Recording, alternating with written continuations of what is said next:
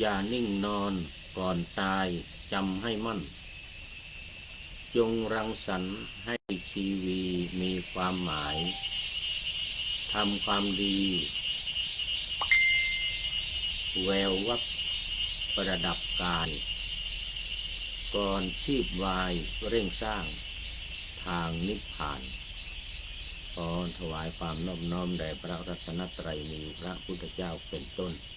ขอถวายความเคารพพระมหาเถระพระเถรานุเถระเจ้าคณะพระสังฆาธิการทั่วโลกมีพระเดชพระคุณพระธรรมเสนาบดีเจ้าคณะภาค7วัดพระธาตุดอยสุเทพเป็นต้นและขออำนวยพรแด่ท่านผู้ฟังท่านผู้ชมสาธุชนพุทธบริษัททั้งหลายวันนี้รายการธรรมะหลังธรรมวัดเย็นของวัดพระธาตุดอยสุเทพออกอากาศทางสถานีวิทยุพระพุทธศาสนาแห่งชาติและจริยธรรมวัดพระธาตุดอยสุเทพระบบ FM 96 เมกะเฮิรตซ์มีพ่อครูวันลบนามวงพรหมเป็นผู้อำนวยการอาจารย์พระมหาประสิทธิ์ภาษาพิโกเป็นหัวหน้าสถานีและอาตมาภาพพระครูปริยัติยานุศาสตร์เป็นผู้บรรยายเป็นประจำทุกวันเวลา 18:40 นาทีจนถึง 19:10 นาทีโดยประมาณบางทีก็เกินไปบ้าง บางทีไม่ถึงก็มีแต่วันนี้เสียงจักจั่นเสียงจักจั่นเสียงนกดังลั่นเลยนะ คงจะต้องพูดให้จักจั่นฟังแล้ววันนี้เสียงนกก็มีเสียงนกแควกแควกแควก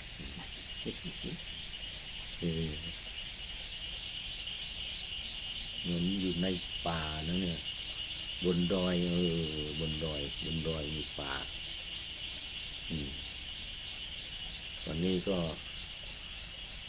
เข้ามาสู่เนื้อหาสาระของธรรมะกันเลยขณะที่พระเดชพระคุณหลวงพ่อพระธรรมเสนาบดีเจ้าคณะอาวาสวัดพระธาตุดอยสุเทพ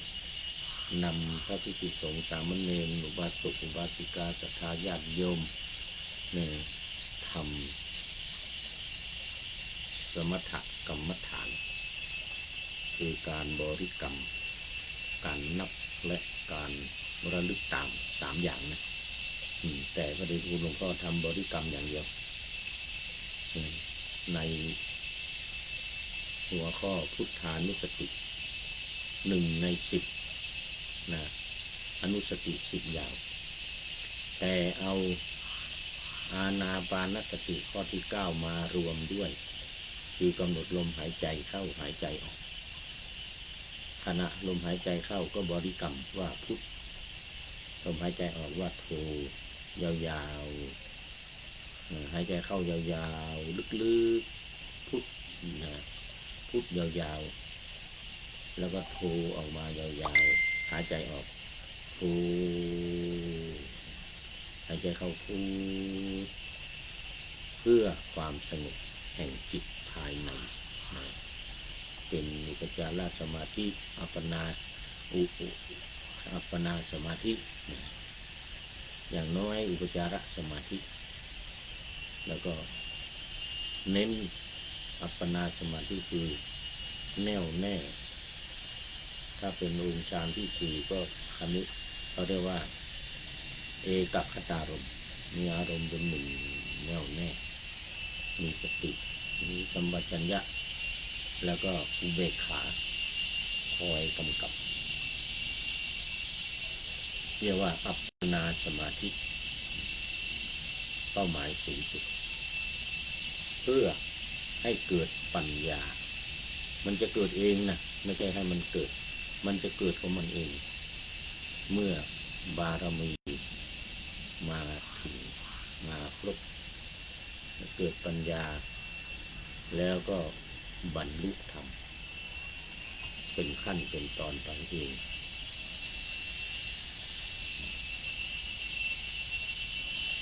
ฌานก็จะเกิดเองเกิดฌานยังไง ก็เกิดจิตสงบนั่นเองฌานที่หนึ่งถ้าเข้าฌานถ้าได้หมายถึงได้ฌานที่หนึ่งนี่หมายถึงว่ามันจะผ่านไปอย่างนี้จิตสงบมีวิตกวิจารแล้วก็ปีติเกิดขึ้นและความสุขมันเกิดจากวิเวกจิตก็จะสงบจากกามราคะกามฉันทะทั้งหลายแล้วก็สงบจิตก็สงบอยู่อย่างนี้เรียกว่าได้ฌานที่หนึ่งถ้าได้ฌานที่สองทุติยฌานเนี่ยก็จะมีปีติเกิดขึ้นวิตกวิจารหมดไปมีปีติเกิดขึ้นมีความสุขเกิดจากวิเวกและมีอุเบกขาเข้ามากำกับอยู่ด้วยพร้อมกับสติและสัมปชัญญะปราศจากนิวรณ์ธรรมคือความชอบความชังความง่วงความฟุ้งความสงสัยเรียกปราศจากนิวรณ์อยู่ในองค์ฌานที่สองฌานที่หนึ่งกันถ้าองค์ฌานที่สามว่าต้องละปีติจะหายไปวิตกวิจารไม่มีแล้วก็ปีติเกิดขึ้นพร้อมกับอุเบกขาและจิตสงบเป็นสมาธิแน่วแน่มันเกิดจากความสงัดมีอุเบกขากำกับอยู่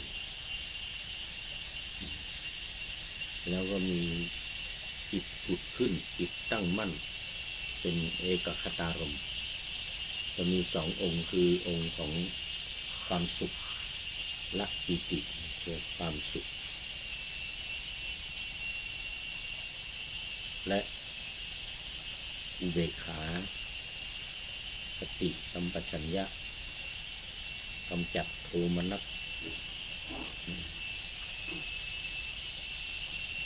มีเอกคตารมณ์ครับผมขอบคุณครับหลวงพ่อไปแล้วบอกครูประเสริฐครูบดีกาประเสริฐประสันโน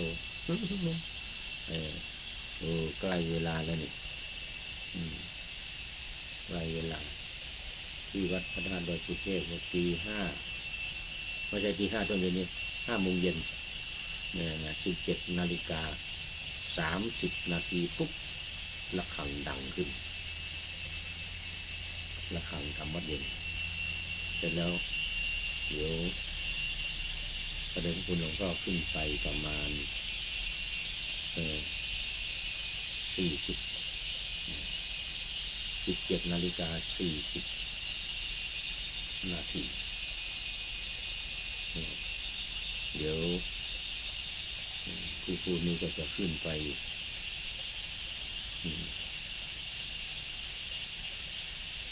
ในช่วงของ17:40 นาทีหลังหลวงพ่อนิดหน่อยเพราะว่าวันนี้เริ่มรายการ10 นาทีแล้ว17:10 นาทีเริ่มรายการเมื่อกี้นี้ก็จะไปเสร็จ17:40 นาทีแล้วก็ขึ้นไปทำวัดเย็น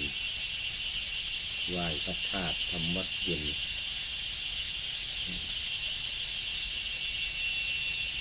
ในช่วง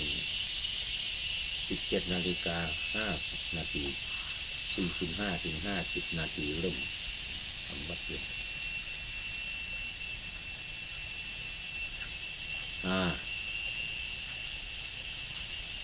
ไปถึง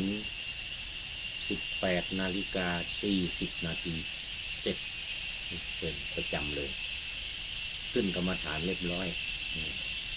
ขึ้นกรรมฐานเรียบร้อยก็ปฏิบัติเลย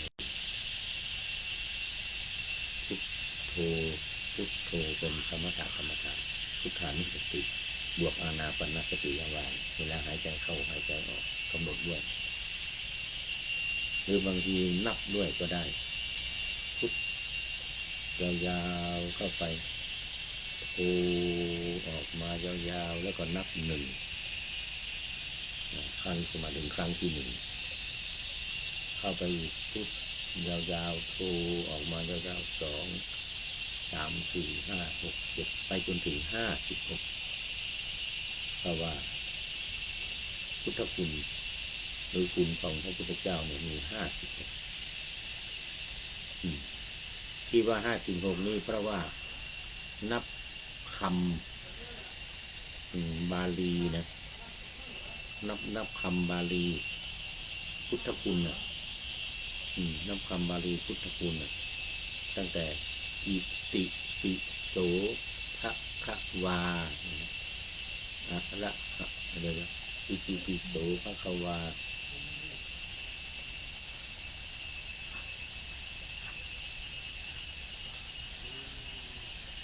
อะระหัง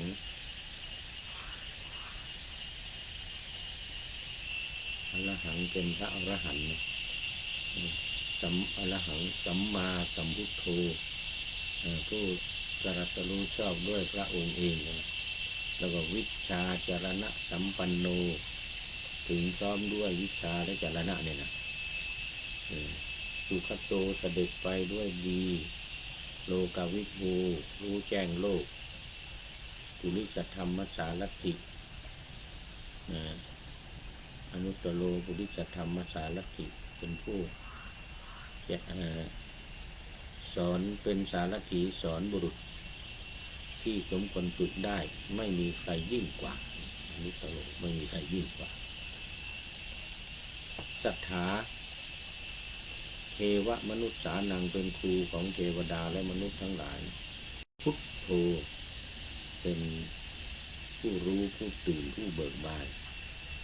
ทัควาเป็นผู้แจกแจงธรรม84,000 พระธรรมขันธ์เนี่ยตั้งแต่อิติปิโสไปจนถึงทัควาเนี่ยมี56 คำนับไปเลยเนี่ยอิติปิโสภะคะวาอะระหังสัมมาสัมพุทโธเนี่ยไหมนับเป็น1ไปเลยนะ1 2 3 4 5ไปเลยนะแล้วก็ภะคะวาอะระหังสัมมาสัมพุทโธวิชชาเลยวิชชาจรณะวิชชาจรณะสัมปันโนสุขโตโลกวิทูเนี่ยไปถึงพุทโธภะคะวาตินะพุทโธภะคะวาติเนี่ยจะมี56 คำมี56แล้วก็เริ่มมาใหม่อีกนะเริ่มมาใหม่อีกแต่ว่าเราไม่ได้นับคำนี่นะเวลากำหนดเรากำหนดแค่ว่าพุทกับโธนับ1พุทกับโธนับ2พุทกับโธนับ3พุทกับโธนับ4พุทเข้าโธออกพุทเข้าโธออกไปเรื่อยไปจนถึง56อันนี้เป็นการผสมผสานนะระหว่าง1บริกรรม2การนับ3กำหนดลมหายใจเข้าหายใจออกมันบวกกันระหว่างพุทธานุสติกับอานาปานสติการกำหนดลมหายใจเข้าหายใจออกเราเรียกว่าอานาปานสติข้อที่9ในอนุสติ10ส่วนวิธีการ1การบริกรรม2การนับ3การระลึกตาม3การระลึกตามเนี่ยเราไม่เอา การระลึกตามเราเอาบริกรรมกับการนับแล้วก็ไม่ได้นับ1 ถึง 56เนี่ยไม่ได้นับไออิ1นะติ2ปิ3โส4พะ5คะ6วา7อย่างนี้ไม่ได้นับตามนี้นะถ้านับตามนี้เป็นอนุสรณานัยยะคือการระลึกตามการระลึกตามเนี่ยระลึกตามคำอย่างหนึ่งคำที่เป็นภาษาบาลีเนี่ยอย่างหนึ่งแล้วก็ร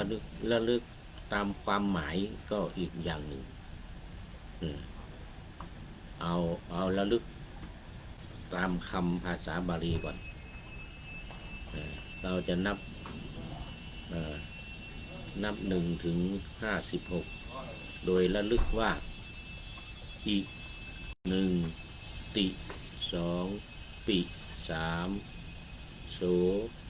4พะ5คะ6วา7อิติปิโสภควาอะ8ละ9หัง10อะละหัง10แล้วก็สัม11มา12สัมมาสัม13พุทธ14โท15เนี่ยอรหังสัมมาสัมพุทโธ15อรหังสัมมาสัมพุทโธวิทย์วิทย์เป็น16เลยเดี๋ยวจะมาถอยไว้วิทย์16ชา17จะ18ละ19ณ20เนี่ยเห็นไหมนะวิชาจารณะสัม21ปัน22โน23เนี่ยเห็นไหมวิชาจารณะสัมปันโนแล้วก็สุขโตอีกสุ24คะ25โต26สุขโตโลกาวิทูโล27กะ28วิ29ทู30เนี่ยเห็นไหมนับไปอย่างเงี้ยจนถึงพระคะวาแล้วก็ติจะเป็น56คำมี56คำอันนี้เรียกว่าระลึกตามคำภาษาบาลีระลึกตามคำภาษาบาลีนับไป1 ถึง 56 2ระลึกตามความหมายยังไงความหมายของคำว่าอรหังเป็นพระอรหันต์เนี่ย1สัมมาสัมพุทโธตรัสรู้ชอบด้วยพระองค์เองนี่2ตรัสรู้ชอบด้วยพระองค์เอง2วิชาจรณะสัมปันโนถึงพร้อมด้วยวิชาจรณะและจรณะวิชานี่หมายถึงวิชา3นะจรณะ15นะ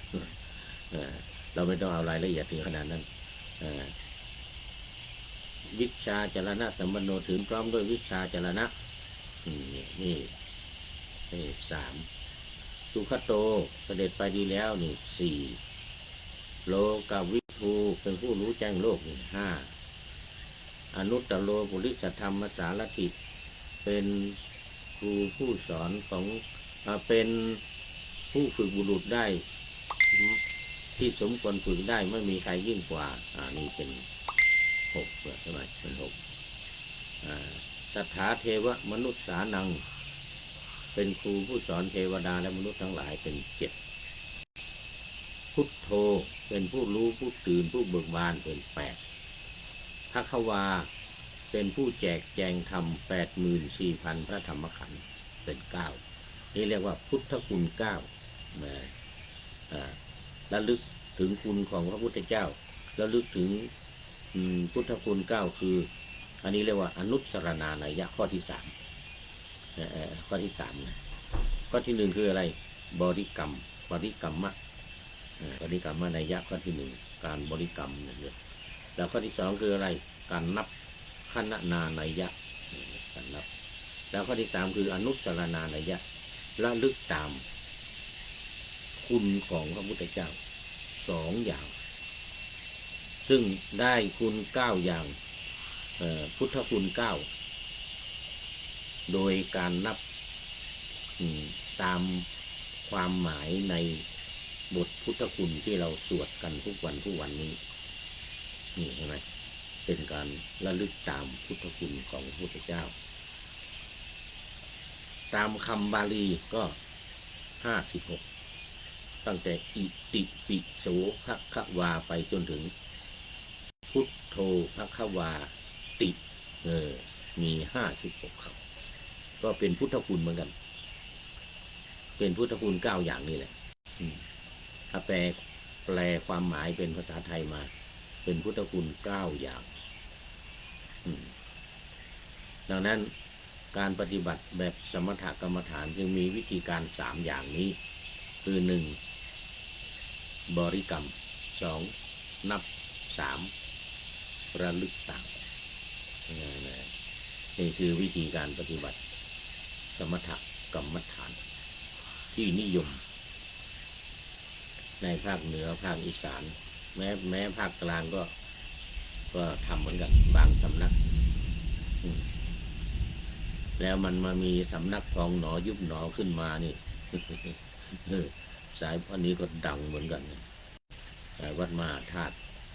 พระเดชพระคุณหลวงพ่อ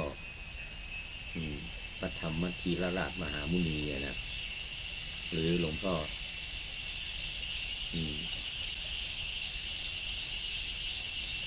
โชดกญาณสิทธิที่ไปเรียนจากพระม่ามาวัดมหาธาตุพระนครพระเดชพระคุณหลวงพ่อพระวิมลธรรมสมัยนั้นส่งไปเรียนประเทศพม่าตอนหลังมานี่หลวงพ่อพระวิมลธรรมได้เป็นสมเด็จนะพระสมเด็จพระพุทธาจารย์อาสภะมหาเถระก็เป็นสมเด็จอันนี้เป็นสายพองหนอยุบหนอตอนนี้รู้สึกว่าเสียงฝนตกที่มันดังอยู่ที่ต้นไม้นะมันยังไม่ดังบนหลังคาเนี่ยนะเดี๋ยวจะมาบนหลังคาเนี่ยจะเริ่มแล้ว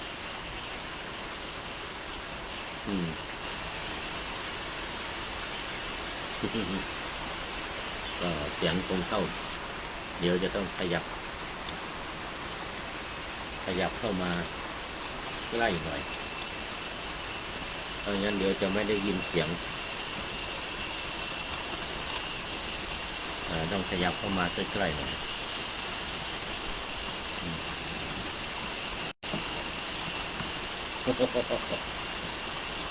เสียงดังมากเลยเอาละเดี๋ยวขยับเข้าใกล้นี่เข้ามาใกล้ไมค์โครโฟนอยู่ตรงนี้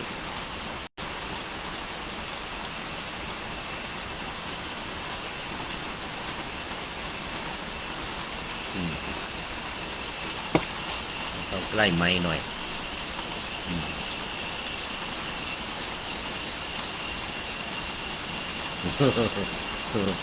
เห็นแต่หน้ากับบนลำตัวเลยในนี้เพื่อให้เสียงดังให้มาใกล้ไมค์ใกล้ไมโครโฟนใกล้เครื่องเอาละหลังคาเดือดร้อนแล้วนะ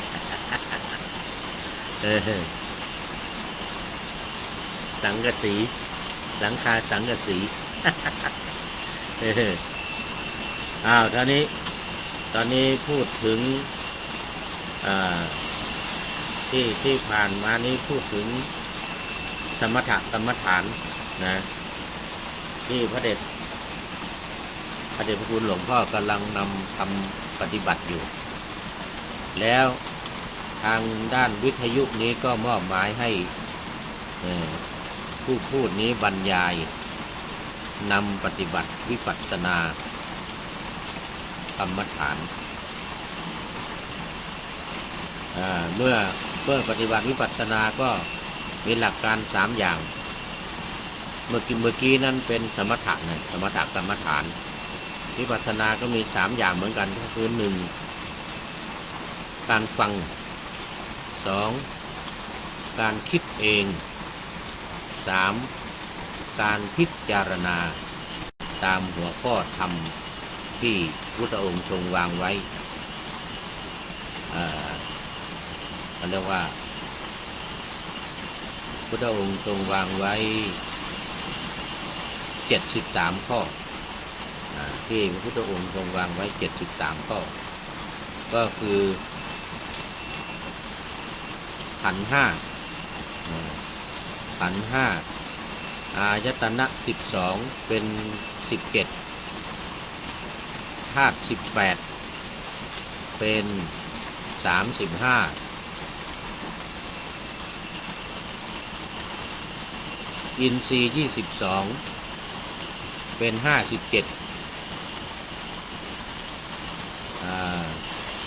อริยสัจ4เป็น